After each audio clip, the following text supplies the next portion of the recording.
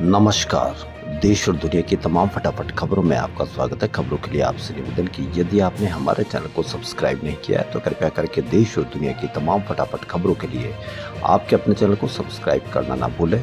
तो क्या है आज की बड़ी खबरें? जी हाँ, लोकसभा में विपक्ष के नेता राहुल गांधी ने छात्रों की समस्याओं को लेकर पीएम मोदी को लेटर लिखा, जिसमें राहुल ने हॉस्टल में होने वाली असुविधाओं का जिक्र किया। राहुल ने बताया कि वह पिछले महीने बिहार में अंबेडकर हॉस्टल गए थे, जहां स्टूडेंट ने इन समस्याओं को जिक्र किया था। राहुल ने इसके अलावा छात्रों को मिलने वाली स्कॉलरशिप का मुद्दा भी उठाया। राहुल ने लिखा कि दलित, एसटी, इकोनॉमिक बैकवर्ड क्लास और अल्पसंख्यक समुदाय के स्टूडेंट को मिलने वाली स्कॉलरशिप में देरी न हो। उन्होंने कहा कि स्कॉलरशिप पाने वाले दलित छात्रों की संख्या लगभग आधी हो गई है। क्या आपको इसके बारे में पता है? नहीं होगा, क्योंकि इस पर चर्चा ही नहीं होती है। 2023 में ये 1.36 लाख थी, जो 2024 में घटकर 0.69 लाख रह गई है। आपसे दो महत्वपूर्ण मुद्दों को हल करने का अनुरोध करता हूं, जो 90% छात्रों के लिए शिक्षा के अवसरों में बाधा डालते हैं। दलित, एसटी, ईबीसी, ओबीसी और अल्पसंख्यक समुदाय के छात्रों के लिए आवासीय छात्रावासों की स्थिति दयनीय है। पहली बात, हाल ही में मैं बिहार के दरभंगा में अंबेडकर छात्रावास गया था। छात्रों ने शिकायत की कि एक कमरे में 6-7 छात्रों को रहने के लिए मजबूर किया जाता है। वहाँ टॉयलेट साफ नहीं है, पीने का साफ पानी नहीं मिलता, मैस सुविधाओं की कमी है। इस पर आप अवश्य कमेंट करके बताएं। इनमें कमी हो, स्कॉलरशिप में कमी हो, छात्रों की महंगी शिक्षा हो, महंगाई हो या बेरोजगारी हो, अब इससे आपको भी कोई फर्क नहीं पड़ता, क्योंकि आपको किस पोस्ट में इंटरेस्ट ज़्यादा है यह आप भली भांति अपने मन पे हाथ रख के बताएं, तब आपको अपने आप समझ में आ जाएगा।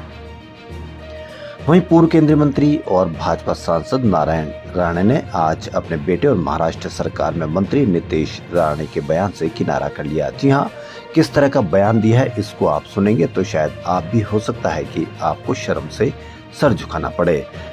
दरअसल नीतीश राणे ने 7 जून को कहा था कि देवेंद्र फडणवीस महाराष्ट्र में सबके बाप हैं। जी हाँ, फडणवीस अब महाराष्ट्र में सबके बाप है, महाराष्ट्र में जो भी रहता है। नारायण राणे ने बेटे के बयान को गलत बताया और कहा कि फडणवीस जनता के सेवक हैं। आपने कहीं इसकी चर्चा सुनी? नहीं सुनी। चर्चा आप किसकी सुन रहे हैं? चर्चा आप किसकी देख रहे हैं? मीडिया में कवरेज आप किसको देख रहे हैं?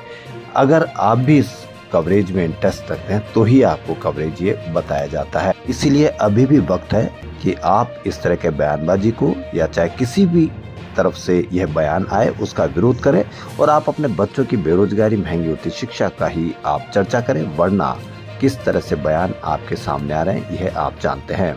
नीतीश राणे ने शनिवार को महाराष्ट्र के धाराशिव जिले में एक जनसभा को संबोधित करते हुए कहा था कि भाजपा कार्यकर्ताओं को ध्यान में रखना चाहिए कि केंद्र में प्रधानमंत्री भाजपा के हैं, महाराष्ट्र के मुख्यमंत्री भी भाजपा के हैं, इसलिए कोई फर्क नहीं पड़ता कि कौन पावर दिखा रहा है। महाराष्ट्र में सभी के बाप देवेंद्र फडणवीस हैं। एक और बड़ी खबर, जी हाँ, खास करके बड़ी खबर, अमरनाथ यात्रा के लिए ड्यूटी पर जा रहे 1200 बीएसएफ जवानों ने ट्रेन की खराब हालत देखते हुए चढ़ने से इनकार कर दिया। इस पर कहीं कोई चर्चा देखी? नहीं देखी होगी, क्योंकि यह चर्चा आपसे जुड़ी हुई है, असली चर्चा जुड़ी हुई है। क्योंकि आजकल असली चर्चा तो होती नहीं है। चर्चा किस पर की जा रही है? आप पूरे कई समय से राजा और सोनम की खबरें आप देख रहे हैं, बड़े चटकारे लेकर के आप खबरें देख रहे हैं, जबकि असली खबर यह है कि आपके 1200 बीएसएफ के जवान ट्रेन की खराब हालत को देखते हुए चढ़ने से इनकार कर दिया। कहीं कोई खबर आई? कहीं भी कोई खबर नहीं, कहीं भी कोई बड़ी चर्चा नहीं, कहीं भी कोई बड़ी कवरेज नहीं। अगर इस चर्चा को, कवरेज को सिर्फ राजा और सोनम के जितना भी 5 दिन अगर इसको कवरेज मिल जाता तो पता नहीं क्या हाल होता, लेकिन कहीं कोई चर्चा नहीं, बात बिल्कुल छुपा दी गई है। 5 दिन पुराने इस मामले में रेल मंत्रालय ने 4 रेल अधिकारियों को सस्पेंड कर दिया।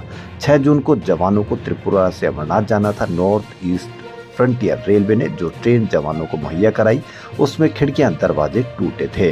ट्रेन का वीडियो भी सामने आया, इसमें टॉयलेट टूटा है, लाइट नहीं है, सीटों पर गद्दियां भी गायब है, फर्श पर कॉकरोच दिखाई दे रहे। जवानों के इनकार के बाद 10 जून को ट्रेन दूसरी मुहैया कराई गई। जवानों को अमरनाथ तीर्थ यात्री ड्यूटी के लिए कश्मीर पहुंचना था। जी हां, आपकी अमरनाथ यात्रा के लिए ड्यूटी पर कश्मीर पहुंचना था जवानों को। अब देख लीजिए कि आपके जवान जो आपके लिए दिन रात मेहनत करते हैं, आपके लिए जान हथेली पर रखकर अपनी सेवाएं देते हैं, उनके लिए टूटी हुई ट्रेन। बेंगलुरु में हुई भगदड़ के लिए कर्नाटक सरकार ने रॉयल चैलेंजर्स बेंगलुरु और भारतीय क्रिकेट कंट्रोल बोर्ड को जिम्मेदार ठहराया है। कर्नाटक सरकार ने बुधवार को हाई कोर्ट में सुनवाई के दौरान बताया कि इस इवेंट के लिए किसी तरह की अनुमति नहीं ली गई थी और आयोजकों ने सोशल मीडिया के जरिए पूरी दुनिया को इस इवेंट में शामिल होने बुला लिया। हाई कोर्ट में आरसीबी के मार्केटिंग हेड निखिल सोसले और 4 अन्य लोगों की गिरफ्तारी की वैधता को चुनौती देने वाली याचिका पर सुनवाई हो रही है। सोसले ने अपनी गिरफ्तारी को अवैध बताया है। सोसले ने 10 जून को कोर्ट में दलील दी थी कि पुलिस अधिकारियों को सिर्फ सस्पेंड किया गया, वे अरेस्ट नहीं हुए, सिर्फ मेरे साथ ऐसा क्यों किया गया। 4 जून को बेंगलुरु के चिन्नास्वामी स्टेडियम के बाहर आरसीबी की विक्ट्री परेड में मची भगदड़ में 11 लोगों की मौत हो गई थी, 33 घायल हो गए थे। यहाँ से 3 से 4 लाख क्रिकेट फैंस खिलाड़ियों को देखने आए थे, जो स्टेडियम की क्षमता से कहीं ज्यादा थे। तृणमूल कांग्रेस के वरिष्ठ विधायकों के एक वर्ग ने मंगलवार को विधानसभा परिसर के बाहर पश्चिम बंगाल की मुख्यमंत्री ममता बनर्जी के खिलाफ अपमानजनक और असत्य टिप्पणी करने को लेकर विपक्ष के नेता शुभेंदु अधिकारी के खिलाफ विशेषाधिकार हनन का प्रस्ताव पेश किया। विधानसभा अध्यक्ष विमान बनर्जी ने यह जानकारी दी।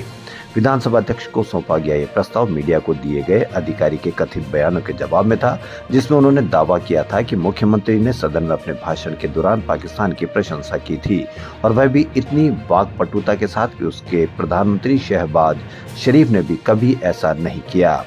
तृणमूल कांग्रेस के एक नेता ने बताया कि अधिकारी के खिलाफ शिकायत पर मंत्री चंद्रिमा भट्टाचार्य, शोभदेव चट्टोपाध्याय, अरूप विश्वास, इंद्रनील सेन और विधायक निर्मल घोष ने हस्ताक्षर किए हैं तथा महापौर और मंत्री फिरहाद हकीम भी बुधवार को इस पर हस्ताक्षर कर सकते हैं।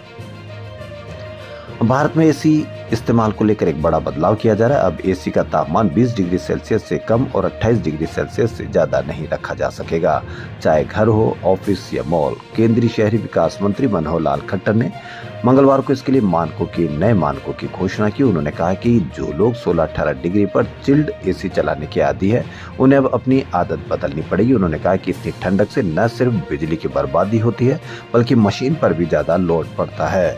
इसका मकसद है कि बिजली की बचत, बिल कम करना और पर्यावरण को बचाना। हर 1 डिग्री तापमान बढ़ने से करीब 6% बिजली बचती है। टेस्ला चीफ एलॉन मस्क ने अमेरिकी राष्ट्रपति डोनाल्ड ट्रंप से माफी मांग ली है। उन्होंने बुधवार को एक सोशल मीडिया पोस्ट में अपनी गलती मानी। मस्क ने इसे लेकर एक्स पर एक पोस्ट किया। मस्क ने पिछले कुछ पोस्ट में उन्होंने ट्रंप के बयानों और नीतियों का समर्थन भी किया है। उन्होंने लॉस एंजलिस में अवैध अप्रवासियों पर हुई छापेमारी को लेकर खुशी भी जताई।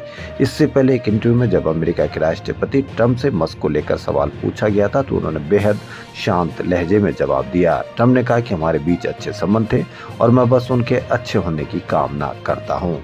ट्रंप का यह बयान सोशल मीडिया पर वायरल हो गया था। इससे ही जुड़े एक वीडियो पर एलॉन मस्क ने रेड हार्ट इमोजी कमेंट किया था।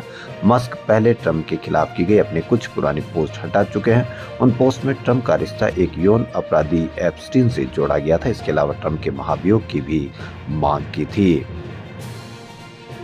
देश में कोरोना वायरस के केसों और मौतों की संख्या तेजी से बढ़ रही है। इसी को देखते हुए प्रधानमंत्री नरेंद्र मोदी से मिलने वाले सभी मंत्रियों के लिए RT-PCR टेस्ट करना अनिवार्य कर दिया गया। मीडिया रिपोर्ट्स में सरकारी सूत्रों के हवाले से ये जानकारी सामने आई है।